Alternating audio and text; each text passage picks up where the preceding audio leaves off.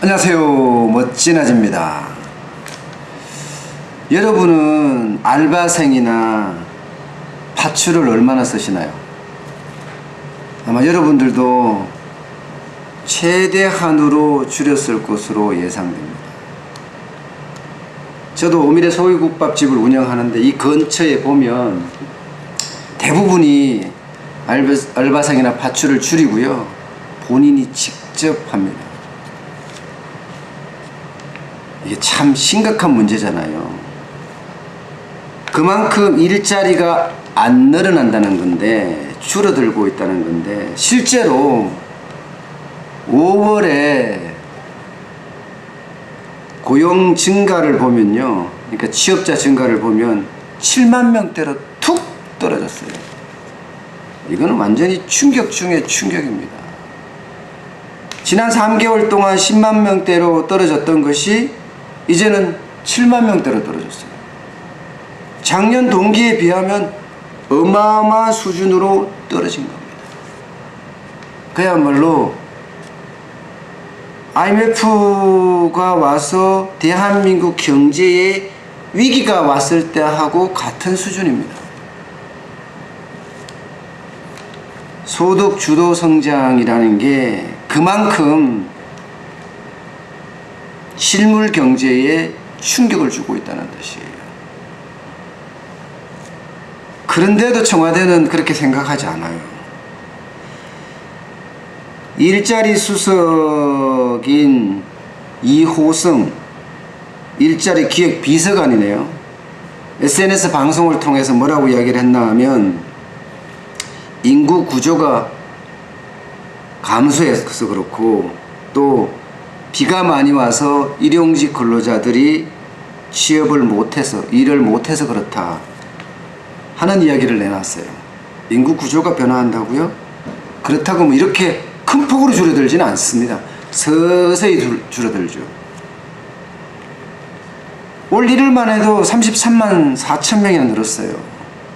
작년 12월에도요 26만 7천 명이 늘었고요, 2월부터 10만 명대로 뚝 떨어지더니 5월에는 7만 2천 명대로 뚝 떨어졌어요. 참 어마어마한 거. 이게 많은 기록을 갈아치웠어요. 실업률도 4%로 늘어났죠. 이건 따지면요, 5월 기준으로 봤을 때 2000년 4.1% 기록한 이후에 18년 만에 가장 높은 수치라고 합니다. 청년 실업률이요, 15세에서 29세, 여기는 10.5%래요. 통계를 작성한 99년 이후에 5월 기준으로는 최고 수치라고.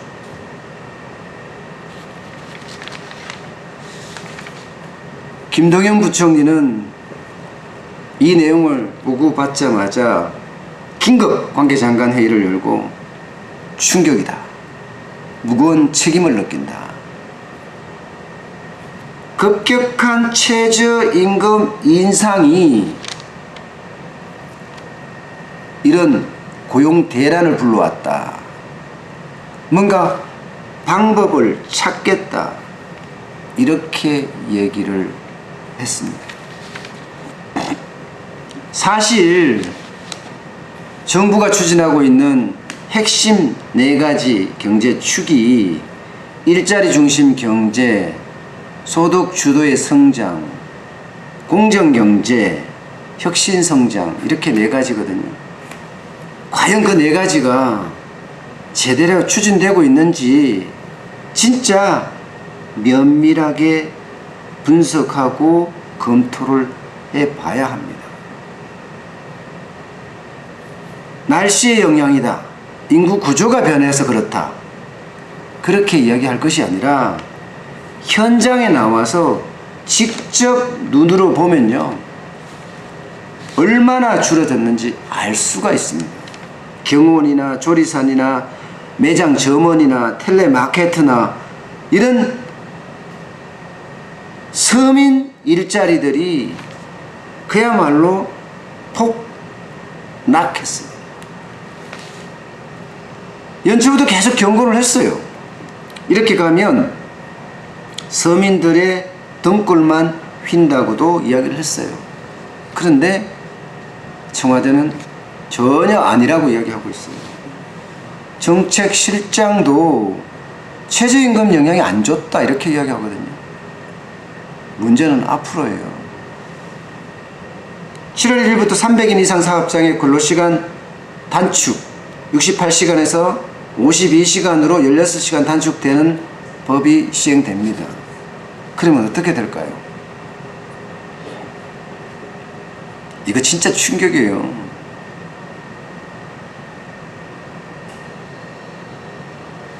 뭔가 규제 혁파나 구조 개혁을 통해서 기업에게 생산성을 향상시킬 수 있는 혁신 성장을 꾀할 수 있는 그런 지원을 해야 되는데 그에 대한 지원은 없고 오히려 경찰, 검찰, 관세청, 공정위 뭐 휘두르는 칼이라는 칼은 다 휘둘면서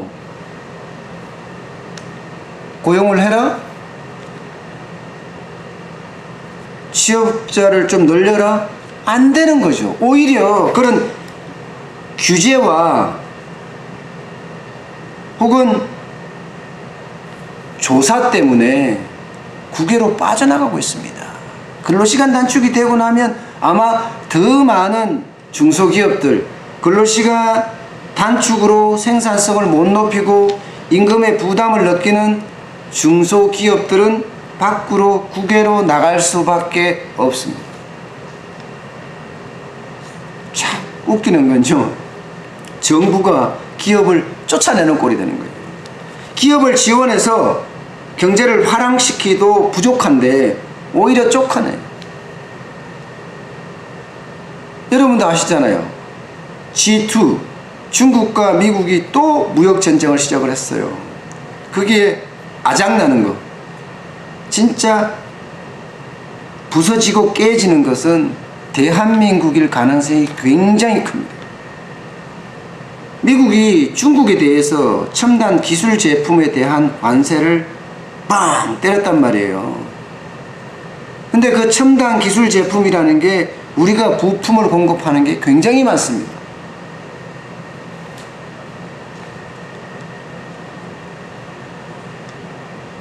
무서운 일이 발생할까봐 참 두렵습니다. 수출이 잘 돼서 경기가 진작되고 그러면 근로자들도 주머니가 두둑해지고 그럼 저희 같은 소위 국밥집에 와서 많이 먹겠죠. 그래야지 실물결제, 서민경제가 살아나는 거 아니겠습니까? 우리가 알바생도 더 쓰고 파출도 더 쓰고 이런 시기가 와야 되는데 앞을 보면 그게 안 보여요. 기업도 마찬가지고요, 중소기업도 마찬가지고요, 저희 같은 자영업자 소상공인도 지금 마찬가지입니다. 앞이 안 보여요. 특단의 대책이 필요할 것 같습니다. 소득 주도의 성장을 자화자찬만 하고 있을 것이 아니라 현실에서 어떻게 되는지를 정확하게 파악하고 분석하고 그에 대한 대안 제시가 필요합니다. 그래야만 저희 같은 자영업자나 소상공인도 먹고 살 수 있지 않을까요? 오늘 여기까지 하겠습니다. 고맙습니다.